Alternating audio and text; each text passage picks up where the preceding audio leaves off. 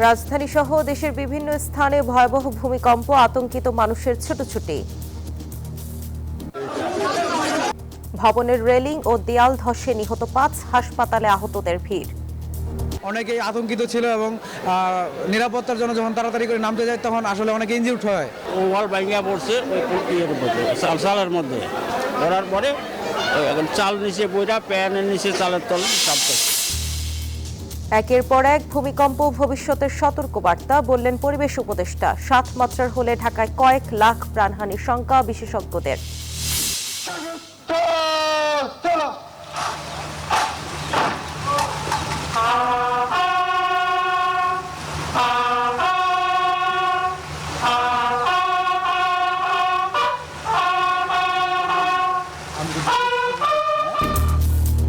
সশস্ত্র বাহিনী দিবসে শিক্ষা ও নির্বাণে শ্রদ্ধা নিবেদন, দেশ গঠনে তরুণদের এগিয়ে আসার আহ্বান প্রধান উপদেষ্টার।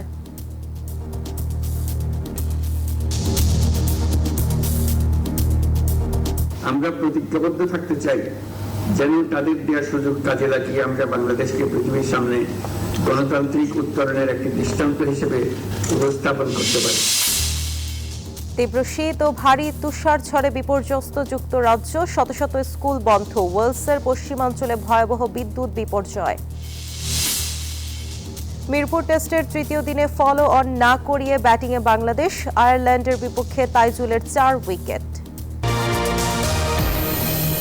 স্বাগত নিউজ 24 সংবাদে, সঙ্গে আছি আমি সিরাজু মুনিরা।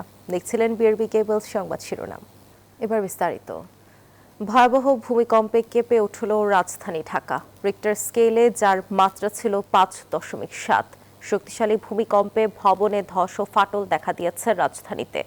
ঝাঁকুনি অনুভূত হওয়ার সঙ্গে সঙ্গেই বিভিন্ন এলাকায় মানুষ আতঙ্কে ঘর থেকে বেরিয়ে রাস্তায় ছুটে আসেন। এই ঘটনা হতাহতের আশঙ্কা করা হচ্ছে। আবহাওয়াবিদ বলছেন, এই কম্পন মাঝারি হলেও ভবিষ্যতে আরো বড় ধরনের ভূমিকম্পের ঝুঁকি উড়িয়ে দেওয়া যায় না।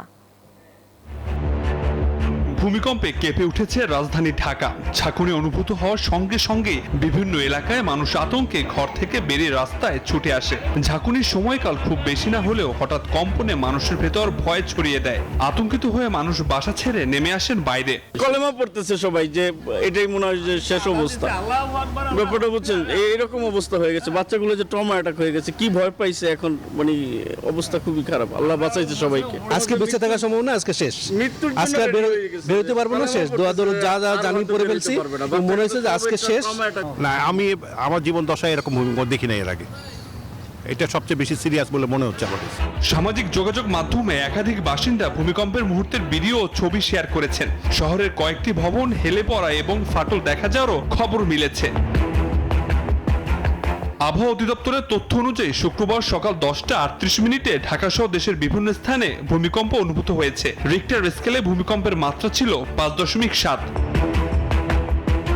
আবহাওয়াবিদ বলছেন, ভবিষ্যতে আরো বড় ধরনের ভূমিকম্পের ঝুঁকি উড়িয়ে দেওয়া যায় না। আমাদের অবস্থানগত কারণ এবং আমাদের ভূমিকম্পের যে হিস্টোরিক্যাল রেকর্ড, আমরা সেগুলোকে বিবেচনা করলে যে বাংলাদেশ বা এর চারপাশে বড় ভূমিকম্প হওয়ার একটা ঝুঁকি আছে বা সম্ভাবনা আছে। রাজধানীর বিভিন্ন এলাকায় ভূমিকম্পের শিক্ষার্থী ও শিশুসহ আহত অন্তত 18 জন ঢাকা মেডিকেল কলেজ হাসপাতালের জরুরি বিভাগে এসেছে। আবির হোসেন, নিউজ 24, ঢাকা। শক্তিশালী ভূমিকম্পে কাঁপল ঢাকা, নরসিংদী সহ দেশের বিভিন্ন জেলা। আবহাওয়া অফিস বলছে, রিক্টার স্কেলের মাত্রা ছিল 5.7। উৎপত্তিস্থল নরসিংদীর মাধবদী ভূপৃষ্ঠের 10 কিলোমিটার গভীরে। ভূমিকম্পের সময় আতঙ্কে রাস্তায় ও খোলা জায়গায় নেমে আসে মানুষ। এদিকে ঢাকায় 3 ও নারায়ণগঞ্জে 1 এবং নরসিংদীতে 1 জন প্রাণ হারিয়েছেন। আহত হয়েছেন আরো অনেকে। সকাল 10:38, 26 সেকেন্ড ধরে ঢাকা সহ দেশের বিভিন্ন স্থান 5.7 মাত্রার ভূমিকম্পে কেঁপে উঠল, যা রাজধানীতে এ যাবৎকালের সর্বোচ্চ কম্পন। শক্তিশালী ভূমিকম্পের ঝুঁকিতে রাজধানীর বহু এলাকার বাসিন্দারা আতঙ্কিত হয়ে বের হয়ে আসেন খোলা রাস্তায়। অনেকে জড়ো হন খোলা জায়গায়। বংশালের কষাইটুলিতে 5 তলা একটি ভবনের রেলিং ধসে পড়ে 3 পথচারী নিহত হন। এদিকে ঢাকা মেডিকেলের দৃশ্য এটি। ভূমিকম্পে আহত হয়ে রাজধানী ও এর আশপাশ থেকে এখানে আসতে থাকেন অনেকে। ঢাকা বিশ্ববিদ্যালয়ের হলগুলোতেও আহত হয়েছেন বেশ কয়েকজন আবাসিক শিক্ষার্থী। আতঙ্ক আর নিজেকে নিরাপদ করার চেষ্টাকালে আহত হন তারা। বুঝতে পারতেছি ভূমিকম্প হবে বা হচ্ছে, তখন দাঁড়ানোর চেষ্টা করি, বের হওয়ার চেষ্টা করি, ছোটাছুটি করি নাই কিন্তু বের হওয়ার চেষ্টা করি। আর একটা এমনভাবে ধাক্কাটা লাগছে, মানে 5-6 জনে ধাক্কা দেওয়ার মতো, ওয়ালে পড়ে যায়, মাথা ফেটে যায়। যখন ভূমিকম্প হয় তখন হচ্ছে আমি দ্রুত নামতে গিয়ে সিঁড়ি থেকে পাটা মচকায় যায়।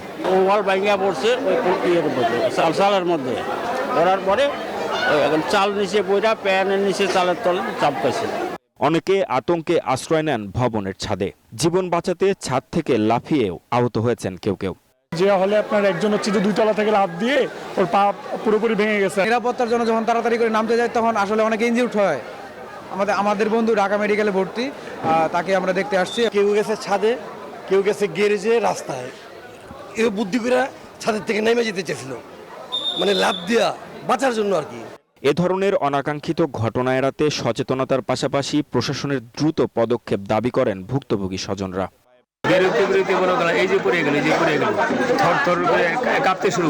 বড় বিল্ডিং গুলোর দিকে তাকাচ্ছি, বারান্দা যায় দেখতেছি যে বিল্ডিং মনে হচ্ছে পড়ে যাচ্ছে, একদম মানে পড়ে যাবে ভাব। হঠাৎ করে বিল্ডিং গুলো তখন কাঁপতেছিল, বা মানুষ একটু মানে ভয় অনুভূতি, মানুষের মনে আতঙ্ক সৃষ্টি হয়েছিল।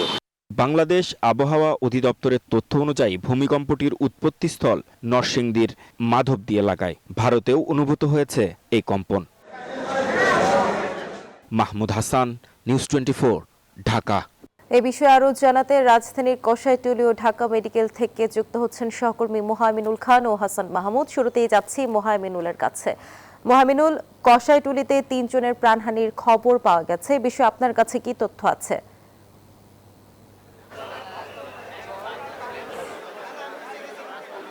ধন্যবাদ সিরাজুল আপনাকে। আমি কিন্তু এই মুহূর্তে দাঁড়িয়ে আছি কষাইটুলির সেই ভবনটির ঠিক সামনেই, যে ভবনটির একটি অংশ কিন্তু ধসে পড়ে ঘটনাস্থলে মারা যায় 2 জন এবং এরপরে কিন্তু আরেকজন হাসপাতালে যাওয়ার পরে মারা যায়। এবং এই নিয়ে কিন্তু বেশ আতঙ্ক ছড়িয়েছে এই এলাকায়, এবং যে অংশে আমরা দাঁড়িয়ে আছি সেটি কিন্তু খুব ব্যস্ত একটি এলাকা এবং এটি কিন্তু বাজার এলাকা। এখানে প্রায় মানুষের ভিড় থাকে, কিন্তু ছুটির দিন বলে আজকে ভিড় কম ছিল, তবুও যারা ছিলেন তারা কিন্তু নিচে ছিলেন এবং তারা কিন্তু সেটি মাথার উপর পড়ে তাৎক্ষণিকভাবে 2 জন মারা যান এবং পরবর্তী হাসপাতালে মারা যায়। আপনি দেখবেন যে এই ভবনটির যে অংশে আসলে রেলিংটি খুলে পড়েছে সেই অংশের যে ছাদের বারান্দাটি রয়েছে এবং বারান্দার নিচে কিন্তু কোনো বেজ নেই। ফায়ার সার্ভিস কিন্তু একই কথা বলেছে এবং তার ঠিক নিচে অর্থাৎ 4 তলায় যে আপনি রেলিংটি দেখবেন সেটিও কিন্তু একটি চিকন দেয়ালের উপর দাঁড়িয়ে আছে, যেখানে কিন্তু একটি বারান্দা যদি কখনো কোনো দুপাশের বেজ ছাড়া তৈরি হয় সেক্ষেত্রে কিন্তু একটি বেজ দিয়ে বা একটি পিলার দিয়ে কিন্তু সেই বারান্দাকে বিল্ড করতে হয়। কিন্তু এখানে কিন্তু উপরের যে অংশটি খুলে পড়েছে তা পুরোটাই দাঁড়িয়ে আছে একটি সিঁড়ির সাথে এবং আরেকটি অংশ একপাশে দেয়ালের সাথে। ফলে যে অংশের রেলিংটি খুলে পড়েছে সেটি কিন্তু কোনো বেজের উপর দাঁড়িয়ে নেই। ঠিক সে কারণে কিন্তু যখন এই ভূমিকম্পটি অনুভূত হয় তখন কিন্তু তাৎক্ষণিকভাবে এটি ভার সামলাতে না পেরে খুলে পড়ে এবং নিচে এত উপর থেকে পড়ার কারণে তাৎক্ষণিক মানুষের মৃত্যুবরণ করে এবং এই মর্মান্তিক দুর্ঘটনাটি ঘটে। এবং এই যে দুর্ঘটনাটি ঘটেছে সেখানে কিন্তু আসলে ফায়ার সার্ভিস বলছে যে এই রেলিং থেকে শুরু করে এর যে এক্সটেনশন রয়েছে তা কিন্তু নিয়ম বহির্ভূতভাবে বাড়ানো হয়েছে। আর ঠিক সেই কারণে কিন্তু এই ভবনের নিচে এই মর্মান্তিক ঘটনার সাক্ষী হতে হয়েছে এই এলাকার মানুষকে। তো এখান থেকে এই ছিল এখন পর্যন্ত আমার কাছে সর্বশেষ তথ্য। চলে যাচ্ছে আমাদের আরেকজন সহকর্মী মাহমুদ হাসানের কাছে, তিনি ঢাকা মেডিকেলে আছেন। মাহমুদ, আমাদের জানাবেন আসলে সেখানে কি অবস্থা?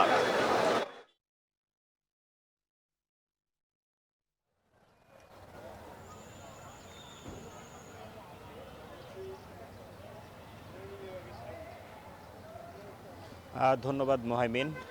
এখন বর্তমানে ঢাকা মেডিকেলের যে অবস্থা আমরা দেখছি তাতে কিন্তু এখন পর্যন্ত যে এই ভূমিকম্পে আহত রোগীরা আসছেন ঢাকা সহ ঢাকার আশেপাশের জায়গা এলাকা থেকে। আর যেটি বলছিলাম যে 5.7 মাত্রার ভূমিকম্প, এর চেয়ে কম মাত্রার ভূমিকম্প বাংলাদেশে এর আগেও হয়েছে, তবে এই মাত্রার ভূমিকম্পের যে ঝাঁকুনি এটা ছিল এর আগে কোনো সময় ঢাকাবাসীর জন্য পরিচিত ছিল না, যার জন্যই আসলে মূলত ঢাকাবাসী বেশ আতঙ্কিত হয়েছেন এবং ঘটনা থেকে দুর্ঘটনা পর্যায়ক্রমে অসচেতনতার পাশাপাশি আজকে যেহেতু সাপ্তাহিক ছুটির দিন সেহেতু সকলেই পরিবারের সাথে সময় কাটাচ্ছিলেন, হয়তো অনেকে ঘুমিয়েছিলেন। তো এই অনাকাঙ্ক্ষিত ঘটনাটি আসলে এর মধ্যেই ঘটে যায় এবং আমরা যে খবরটি কিছুক্ষণ আগে পেয়েছি যে নরসিংদী থেকে এখানে চিকিৎসা নিতে এসেছিলেন ওমর নামের 10 বছরের একজন শিশু। তার মাথায় ইট পড়েছিল এই ভূমিকম্পের ঘটনায়। তারপরে এখানে নিয়ে আসার পরে কিন্তু চিকিৎসা নিতেই কিন্তু তিনি মৃত্যুর কোলে ঢলে পড়েন এই বাচ্চা শিশুটি। আর কিছুক্ষণ আগে এখানে স্বাস্থ্য উপদেষ্টা এসেছেন, তিনি এসে রোগীদের সাথে সাক্ষাৎ করছেন, চিকিৎসা ব্যবস্থা পর্যালোচনা করছেন। তবে এইখানকার বর্তমান যে পরিস্থিতির সংখ্যার বিষয়টি, অর্থাৎ ঠিক কতজন আহত বা কতজন নিহত হয়েছে এ বিষয়টা এখন পর্যন্ত আনুষ্ঠানিকভাবে জানানো হয়নি। তবে শিশু ওমরের যে বিষয়টি সেটা একদম সামনাসামনি ঘটনা, যার জন্য আমরা বলতে পারছি যে আসলে শিশু ওমর দুনিয়ার মায়া ত্যাগ করেছে। আর যে বিষয়টি বলতে চাই যে এই ভয়াবহতা, এই যে ঝাঁকুনি, এটা রাজধানীবাসী ঠিক যেমন দেখেনি, এটার সাথে প্রস্তুতিও রাজধানীবাসীর তেমন নেই। এই জন্য সাধারণ যারা এসেছেন স্বজনরা, ভুক্তভোগী পরিবারের স্বজনরা, তারা কিন্তু বেশ সচেতনতার পাশাপাশি প্রশাসনের যে তৎপরতা সেটা কিন্তু আরও বৃদ্ধি করার অনুরোধ জানিয়েছেন। ঢাকা বিশ্ববিদ্যালয়ের কথা যদি আমি বলি, ঢাকা বিশ্ববিদ্যালয়ের বেশ কয়েকটি হল থেকে এখানে আহত শিক্ষার্থীরা এসেছেন। তারা জীবন বাঁচাতে আতঙ্কিত হয়ে অনেকে ছাদ থেকে লাফিয়েও পড়ারও চেষ্টা করেছেন, সিঁড়ি দিয়ে নামতে যেয়ে আহত হয়েছেন। তো সব মিলিয়ে বেশ কিছু শিক্ষার্থী কিন্তু এখানে ভর্তি আছেন। বর্তমানে ঢাকা বিশ্ববিদ্যালয় প্রশাসনের পক্ষ থেকে একটি টিম এসেছে, তাদের দেখভালের জন্য খোঁজখবর নিয়েছে এবং বর্তমানে এখানে অবস্থান করছে। তবে ঢাকা মেডিকেল কলেজ কর্তৃপক্ষ থেকে এখন পর্যন্ত। ধন্যবাদ হাসান আপনাকে। 5.7 মাত্রার এই ভূমিকম্পের উৎপত্তিস্থল নরসিংদীর মাধবদীতে, এমনটি জানিয়েছে আবহাওয়া অফিস। এ বিষয়ে বিস্তারিত জানতে নরসিংদী থেকে আমাদের সঙ্গে যুক্ত হচ্ছেন সহকর্মী হৃদয় খান। হৃদয়, নরসিংদীর মাধবদীতে ক্ষয়ক্ষতির কি কোনো খবর আছে আপনার কাছে?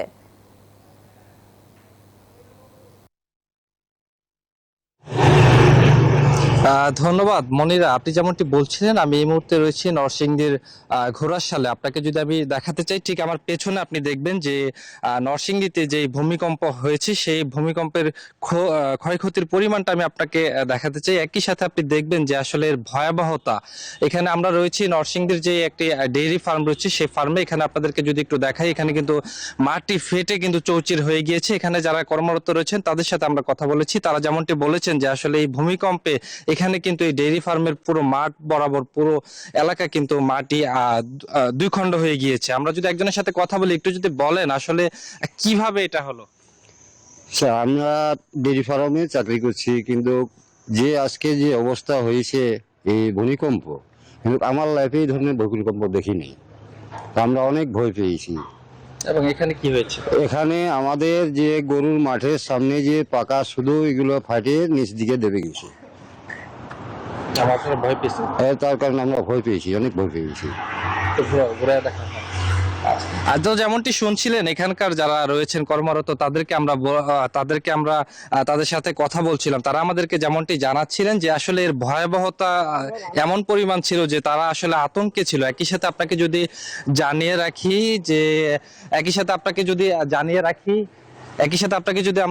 রাখি যে আসলে নরসিংদীতে কিন্তু এখন পর্যন্ত, তো যেমনটি শুনছিলেন এখানকার স্থানীয় যারা রয়েছেন তাদের সাথে আমরা কথা বলছিলাম। তারা বলছিলেন যে এর তারা আসলে আতঙ্কিত হয়ে কিন্তু অনেকটাই তারা এখান থেকে ভয়ে ছিল। একই সাথে আপনাদেরকে আমি জানিয়ে রাখি, আমি কিছুক্ষণ আগে ছিলাম নরসিংদী সদর হাসপাতালে। সেখানে আমরা যেমনটি দেখেছি, যারা এই ভূমিকম্পের কারণে এই নামতে গিয়ে।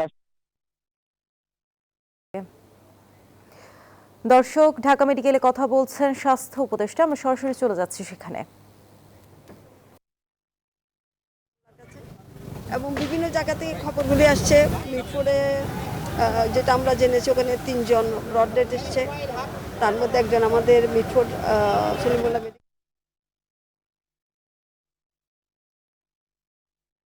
শিক্ষার্থী, আর 2 জন। তো এরকম বিভিন্ন জায়গা থেকে আমরা ইয়েতে খবর নিলাম। গাজীপুর থেকে কিছু রোগী আসতেছে, 4-5 জন। তারা ওখানে ইনজিওর হয়েছে, তাদের প্যানিকের কারণে অনেকে ইনজিওর হয়েছে। শিশুদের মধ্যে অনেকে প্যানিকের কারণে হাসপাতালে এসেছিল, তাদেরকে তারা চিকিৎসা দিয়ে ছেড়ে দিয়েছে। কয়েকজনকে তারা রেখেছে যারা প্যানিক বেশি হয়েছে। আর যেগুলো ফিজিক্যালি ইনজিওর্ড হয়েছে তাদেরকে তারা ঢাকা মেডিকেলে রেফার করেছে, তারা আসতেছে। এই হলো আমার কাছে। তবে আমি বিশ্বাস করি এবং আল্লাহর কাছে শুকর করি যে এখানে যে মাত্রায় ভূমিকম্প হয়েছে হয়তো কাছাকাছি কারণে এই বার্তাটা অনেক বেশি হয়েছে, কিন্তু টিভিতে যেটা দেখলাম এটা 5.2, কিন্তু ইনজিউরটা সে তুলনায় একটু বেশি হয়েছে। ঢাকার যেগুলো ছাত্ররা এখানে ভর্তি হয়েছেন তাদের কেউ কেউ অনেকটা প্যানিকে হয়ে একজন দোতলা থেকে লাফ দিয়েছে, আরেকজন দোতলায় নামতে গেছিল, সেখানেই ঝুলেছিল, ওখান থেকে পরে ব্যালেন্স হারিয়ে পড়ে গেছে। এরকম নানান বিষয়গুলো আসছে। তো আমরা সবাই মিলে চেষ্টা করি যাতে আমরা তাদের জন্য ভালো চিকিৎসাটা দিতে পারি, ভালোভাবে তারা তাদের নিজ নিজ বাসায় ফিরে যাক, এটাই আমরা প্রার্থনা করতে পারি। আপনার রাজধানীর হাসপাতালগুলোকে আলাদা কোনো ধরনের নির্দেশনা দিয়েছেন কিনা, বা যারা আহত হয়েছে তাদের চিকিৎসার ব্যাপারে? আমরা সবগুলো বলেছি যাতে চিকিৎসার কোনো ত্রুটি না হয়, এবং সেটা আপনারা তো দেখছেন। ঢাকায় 7 থেকে 8 মাত্রার ভূমিকম্প আঘাত হানলে প্রাণহানি হতে পারে লাখ দুয়েক মানুষের, ধসে পড়তে পারে 70,000-এর বেশি ভবন, বলছেন বিশেষজ্ঞরা। তারা বলছেন এমন ঘটনা ঘটলে উদ্ধার অভিযান শেষ করতে লেগে যেতে পারে কয়েক বছর। শুক্রবার সকালে ভূমিকম্প আঘাত হানার পর পরিবেশ উপদেষ্টা বলেন, এমন দুর্যোগ মোকাবেলার প্রস্তুতি রাখতে হবে, নিতে হবে বিশদ পরিকল্পনা। বিস্তারিত জানাচ্ছেন মাসুদ সুমন। ডাউকি ফল্ট প্রায় 300 কিলোমিটার দীর্ঘ এই ভূগর্ভস্থ চ্যুতি ভারতের মেঘালয় রাজ্যের শিলং মালভূমির দক্ষিণ সীমানা বরাবর বিস্তৃত। বাংলাদেশের উত্তর পূর্বাঞ্চল, বিশেষ করে সিলেট ও ময়মনসিংহ অঞ্চলে গবেষণা বলছে শক্তিশালী এই ফল্টে জমা হয়েছে বিপুল শক্তি, যা থেকে যে কোনো সময় 8.5 মাত্রার কম্পন তৈরি হতে পারে। 1762, 1869, 1885, 97, 1918 ও 1950 সালে এই ভূখণ্ডের বিভিন্ন এলাকায় 7.5 থেকে 8 মাত্রার 6টি ভূমিকম্প হয়েছে। এর মধ্যে চট্টগ্রামের ভূমিকম্প পার করেছে 500 বছর, বাকিগুলো শতকের কোটা পার করেছে। হিস্ট্রি তো বলছে যে আমাদের এখানে 7 ম্যাগনিটিউডের আর্থকুয়েক অতীতে হয়েছে, সেটার 100 বছর 125 বছর পর আসার কথা। সেই 100 বছর তো আমাদের ছুঁই 1930 সালে লাস্ট বড় আর্থকুয়েক, 1870 সালে যে আর্থকুয়েক সেটা তো প্রায় 150 বছর হয়ে গেছে। তার মানে যে কোনো সময় একটা বড় আর্থকুয়েক হতেই পারে। 1762 সালে ঢাকার জনসংখ্যা ছিল মাত্র 50,000-এর কম, পাকা দালান ছিল হাতে গোনা, যা বর্তমানে 6 লাখের বেশি, আর জনসংখ্যা কোটি পার করেছে। বিপুল শক্তি জমা হয়েছে টাঙ্গাইলের মধুপুর ফল্টে, যা থেকে হতে পারে 8 মাত্রার ভূমিকম্প। এমন হলে শুধুমাত্র ঢাকায় ভেঙে পড়বে 70,000 ভবন, মৃত্যু হতে পারে কয়েক লাখ মানুষের, টাকার অঙ্কে ক্ষতি হতে পারে $6 বিলিয়ন। অনেক হবে, এবং আমাদের একটা প্রেডিকশন আছে ঢাকায় যদি একটা 7 ম্যাগনিটিউড আর্থকুয়েক হয় প্রায় 2 লাখ 3 লাখ লোক মারা যাবে, আর ওভারঅল প্রায় 30% মতো বিল্ডিং ভেঙে পড়বে। এছাড়াও ইন্ডিয়ান, ইউরেশিয়ান ও বার্মিজ এই 3 প্লেটের সংযোগ স্থলে বাংলাদেশের অবস্থান। এখানেও জমে আছে শক্তি, যে কোনো সময় এখান থেকেও উৎপত্তি হতে পারে বড় ধরনের ভূমিকম্পের। এবার আসা যাক উদ্ধার সক্ষমতায়। রানা প্লাজার উদাহরণ টেনে বিশেষজ্ঞরা বলছেন, বড় ধরনের ভূমিকম্প হলে উদ্ধার শেষ হতে লেগে যেতে পারে কয়েক বছর। পরিবেশ উপদেষ্টা বলছেন, দুর্যোগ মোকাবিলায় নিতে হবে বিশেষ পরিকল্পনা। আমাদের অগ্নি ঝুঁকি আর ভূমিকম্প ঝুঁকি বিবেচনায় রেখে আমার মনে হয় 3 বছরের একটা কর্মসূচি নিয়ে যেখানে যেখানে আমাদের ঘাটতি আছে সেগুলো পূরণ করা প্রয়োজন। ভবিষ্যতের জন্য প্রস্তুতিটা আরো অনেক আগেই শুরু হওয়া উচিত ছিল, কিন্তু আর দেরি না করে এখনই শুরু করা। যে ভূমিকম্পের মতো ভয়াবহ দুর্যোগ থেকে বাঁচার কোনো উপায় নেই, তবে প্রস্তুতি থাকলে ক্ষয়ক্ষতির পরিমাণ কমানো যায়, বলছেন বিশেষজ্ঞরা। মাসুদ সুমন, নিউজ 24, ঢাকা। সশস্ত্র বাহিনী দিবসে ঢাকা সেনানিবাসের শিখা অনির্বাণে শ্রদ্ধা নিবেদন করেছেন রাষ্ট্রপতি মোহাম্মদ শাহাবুদ্দিন ও প্রধান উপদেষ্টা ডক্টর মোহাম্মদ ইউনূস। শ্রদ্ধা জানিয়েছেন 3 বাহিনীর প্রধানরাও। পরে আর্মি মাল্টিপারপাস কমপ্লেক্সে খেতাবপ্রাপ্ত বীর মুক্তিযোদ্ধা ও তাদের উত্তরাধিকারীদের সংবর্ধনা দেন প্রধান উপদেষ্টা। দেশ গঠনে তরুণদের এগিয়ে আসার আহ্বান জানান অন্তর্বর্তী সরকার প্রধান। সশস্ত্র বাহিনী দিবসের সকালে ঢাকা সেনানিবাসে শিখা অনির্বাণে শ্রদ্ধায় অবনত রাষ্ট্র ও সরকার প্রধান। শুরুতে রাষ্ট্রপতি মোহাম্মদ শাহাবুদ্দিন, এরপর শ্রদ্ধা জানান অন্তর্বর্তী সরকারের উপদেষ্টা ডক্টর মোহাম্মদ ইউনূস। শহীদদের স্মৃতির প্রতি শ্রদ্ধা নিবেদনের পর দাঁড়িয়ে 1 মিনিট নীরবতা পালন করা হয়। 3 বাহিনীর একটি চৌকস দল সামরিক কায়দায় অভিবাদন জানায়। বিহুগলে বাজানো হয় করুণ সুর।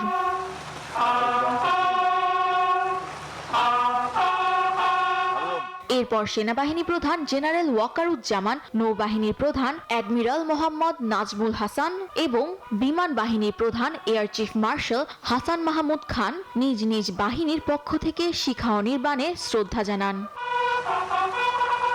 পরে প্রধান উপদেষ্টা ঢাকা সেনানিবাসের আর্মি মাল্টিপারপাস কমপ্লেক্সে নির্বাচিত খেতাবপ্রাপ্ত বীর মুক্তিযোদ্ধা ও তাদের উত্তরাধিকারীদের সংবর্ধনা দেন, বিতরণ করেন শুভেচ্ছা স্মারক। অনুষ্ঠানে তরুণদের দেশ গঠনে এগিয়ে আসার আহ্বান জানান প্রধান উপদেষ্টা। মহান মুক্তিযুদ্ধে বীরত্বপূর্ণ অবদানের স্বীকৃতি স্বরূপ বীর মুক্তিযোদ্ধাদের কল্যাণে বিভিন্ন কার্যক্রম পরিচালিত হচ্ছে। ভবিষ্যতে এই ধারা অব্যাহত থাকবে বলে আমি আশাবাদী। বীর মুক্তিযোদ্ধা, শহীদ, আহত এবং জীবিত ছাত্র জনতার কাছে আমরা প্রতিজ্ঞাবদ্ধ থাকতে চাই, যেন তাদের দেওয়ার সুযোগ কাজে লাগিয়ে আমরা বাংলাদেশকে পৃথিবীর সামনে গণতান্ত্রিক উত্তরণের একটি দৃষ্টান্ত হিসেবে উপস্থাপন করতে পারি। ৭১ সেনা, নৌ ও বিমান বাহিনীর সদস্যরা সম্মিলিতভাবে দখলদার পাকিস্তানি বাহিনীর বিরুদ্ধে সমন্বিত আক্রমণের সূচনা করে।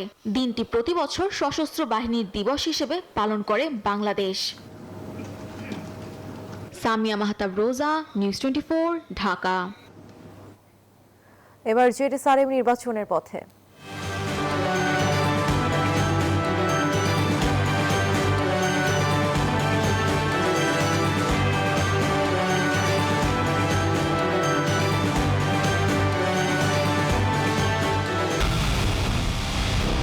পুরো দেশের মুখে হাসি ফোটাতে নিজেকে হতে হয় স্ট্রং, আর মনোবল হতে হয় স্পার্ক জিরো। জেডএসআরএম 25 বছরের পথ চলায় নিরাপদে রাখার প্রত্যয়ে।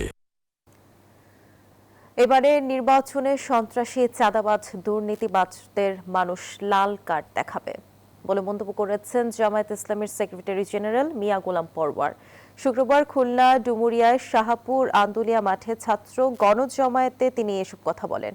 অভিযোগ করেন একটি পক্ষ জামায়াতের গণজোয়ার দেখে অপপ্রচার চালাচ্ছে, ভোটারদের ভয় ভীতি দেখাচ্ছে।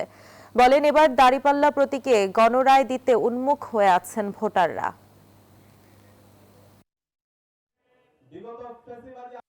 রাস্তাঘাট, বাস স্ট্যান্ড, টেম্পু স্ট্যান্ড, ঠিকাদারি, ঘের ব্যবসা, বালুঘাট, সমস্ত হকার্স মার্কেটগুলো একটা বিশেষ দলের লোকেরা চাঁদাবাজি করে আবার দখল করেছে। তারা যদি এখন বলে যে আমরা এখন সুন্দর বাংলা,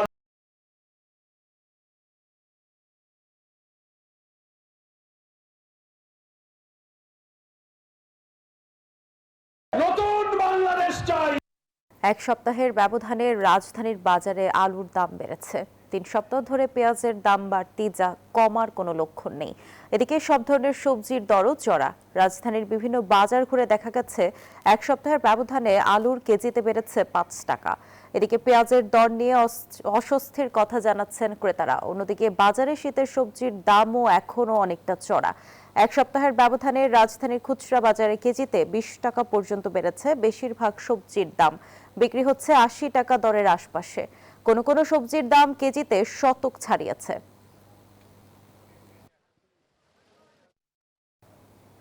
এবার আন্তর্জাতিক সংবাদ। যুক্তরাজ্যে তীব্র তুষার ও ঠান্ডায় বিপর্যস্ত হয়ে পড়েছে জনজীবন।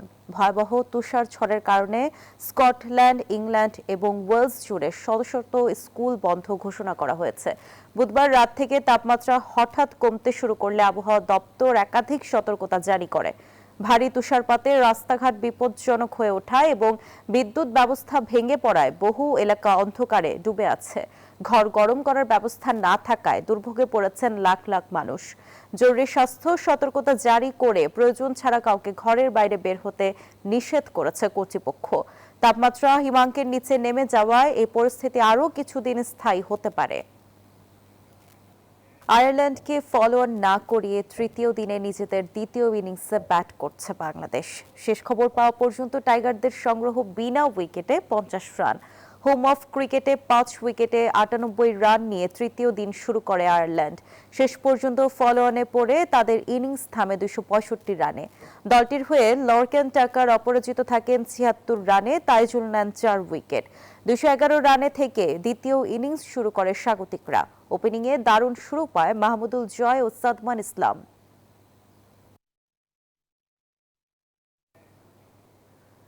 বসুন্ধরা স্পোর্টস সিটিতে শুরু হয়েছে 2 দিন ব্যাপী ব্যাডমিন্টন প্রতিযোগিতা। চয়েজিং এন্টারপ্রাইজ অ্যাসোসিয়েশনের আয়োজনে প্রতি বছরের মতো এবারও শুরু হয়েছে ব্যাডমিন্টন প্রতিযোগিতা, যেখানে অংশ নিচ্ছেন প্রায় 200-রও অধিক খেলোয়াড়, যা চলবে শুক্র ও শনিবার। চীনের অ্যাম্বাসেডর ইয়াও ওয়েন এই টুর্নামেন্টের উদ্বোধন করেন। সিএবির প্রেসিডেন্ট মিস্টার হান কুনও ছিলেন সেখানে। আসরে শিরোপা জয়ীদের জন্য থাকছে আকর্ষণীয় পুরস্কার।